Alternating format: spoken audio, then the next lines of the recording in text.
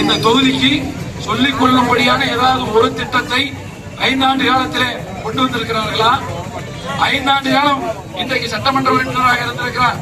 சட்டமன்றத்தில் இந்த தொகுதிக்காக என்ன பேசி இருக்கிறார்கள்? ஆக 10 ஆண்டு காலத்தை திண்டுக்கலுக்கு வீணடித்து விட்டு இன்றைக்கு மக்களிடத்திலே வந்து பாவ மன்னிப்பு கேட்பதை போல இன்றைக்கு சொல்றார். என்ன சொல்றாரு? நான் யாருக்கு இந்த கெடுதல் பண்ணிக்கிறேன், நான் யாருக்கு நல்லதும் செய்யல, யாருக்கு கெட்டதும் செய்யல, நீங்க என்ன செஞ்சா என்ன செய்யல, ஊருக்கு செய்ய வேண்டியதை செய்யணும், இந்த ஊருடைய வளர்ச்சிக்கு உழைக்கணும், இந்த ஊர்ல இருக்கக்கூடிய மக்களுக்கு என்ன திட்டத்தை கொண்டு வந்திருக்கீங்க? நானும் ஒரு சட்டமன்ற உறுப்பினர் பட்டியல் போட்டு சொல்றேன். நான் 10 ஆண்டு காலம் பழனியுடைய சட்டமன்ற உறுப்பினராக இருந்து கொண்டிருக்கிறேன். என்னுடைய தொகுதியில என்னுடைய மக்களுக்கு நான் கொண்டு வந்த திட்டங்களை பட்டியல் போடுகிறேன். நீங்கள் என்ன திட்டங்களை இந்த தொகுதிக்கு கொண்டு வந்திருக்கிறீர்கள் உங்களால சொல்ல முடியுமா?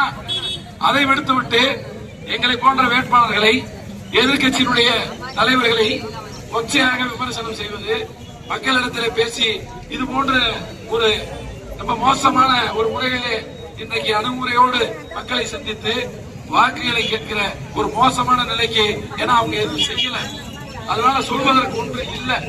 அதனாலதான் வேட்பாளராக இருக்கக்கூடிய என் மீது, நம்முடைய தலைவர்கள் மீது, ஏன் மற்றவர்கள் மீது விமர்சனங்களை வாரி இறைத்து மக்களிடத்தில் வேற எதுவும் பேச முடியாமல் இன்றைக்கு வாக்குகளை கேட்டுக் கொண்டிருக்கிறார்கள். ஆக அவர்களை எல்லாம் பற்றி பேசி நேரத்தை வீணடிக்க நான் விரும்பவில்லை. என்னை